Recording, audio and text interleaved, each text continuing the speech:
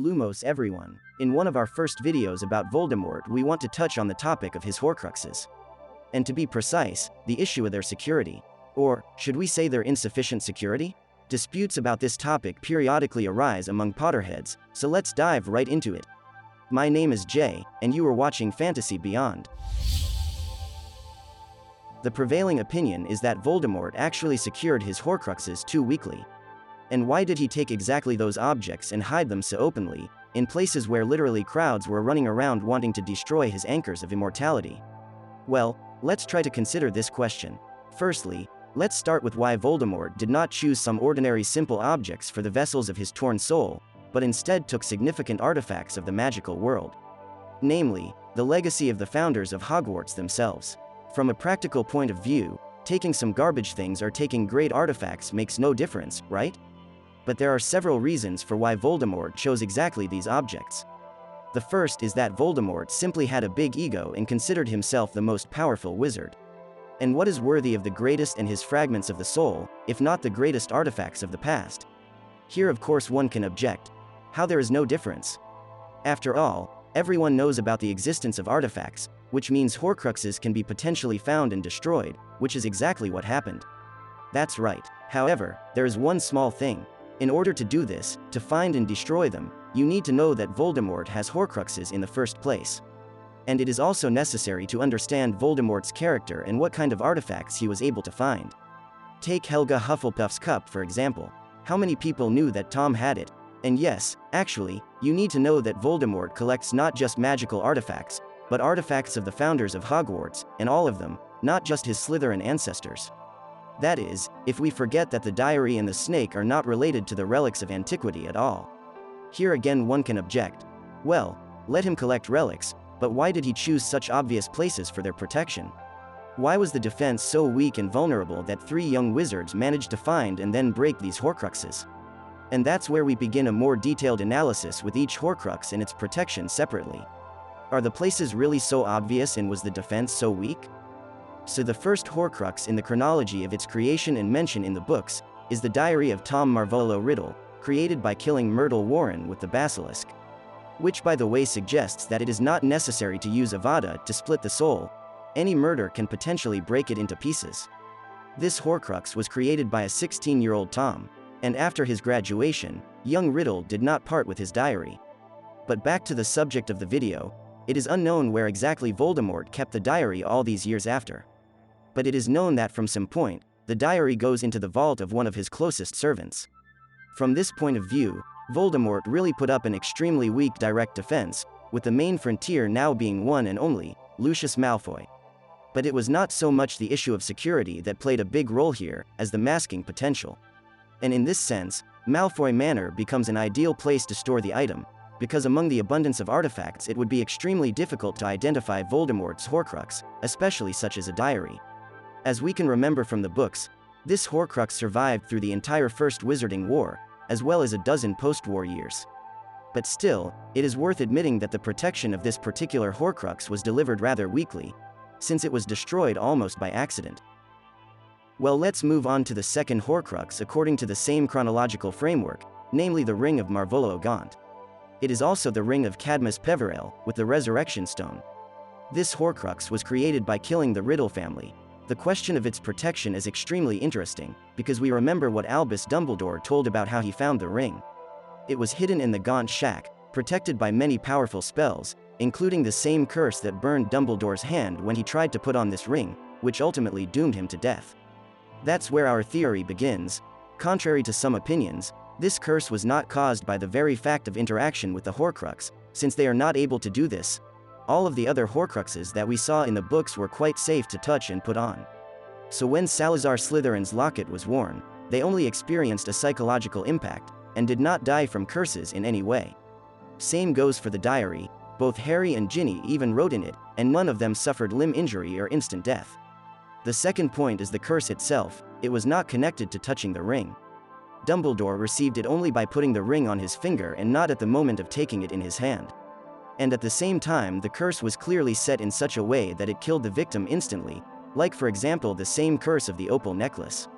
Moreover, the most reasonable thing to use it for is so that the thief does not have time to run with the ring far away, so that later the owner does not look for it all over the magical world.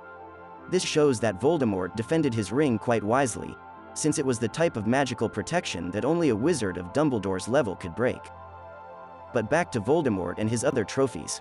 The next one will be Helga Hufflepuff's cup, which Voldemort obtained by overworking his seduction skills on an elderly woman and then murdering her, which served as the basis for the creation of this Horcrux. And again, some people have complaints, such as, why did Voldemort took and so stupidly place the cup in Gringotts? After all, it's so easy to calculate that there is an unknown artifact in the Lestrange's vault, even despite the fact that the contents of the vault are a secret, right? Then you can easily come to one of the most protected places in the wizarding world, under the protection of one of the most loving and kind creatures, descend to the level of the most secure vaults, go past the dragon to open the warded door, and then find that unknown something and not die from the effects of the multiplication spell and hot hands. Yes, and also simply climb back up and get out of Gringotts past all the recently passed defense lines. Guess we can all agree that the protection was not so simple after all. The same complaints take place when it comes to Voldemort's other Horcrux, Rowena Ravenclaw's diadem, which as we know he obtained in the forests of Albania, having learned its location from the ghost of Elena Ravenclaw at school. Voldemort killed a local muggle to create a Horcrux from the artifact. Let's talk in more detail about the protection of this Horcrux.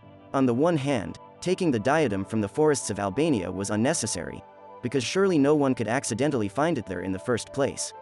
Although as it turned out, Elena Ravenclaw was a chatty ghost and thus could have given away the location of Voldemort's Horcrux.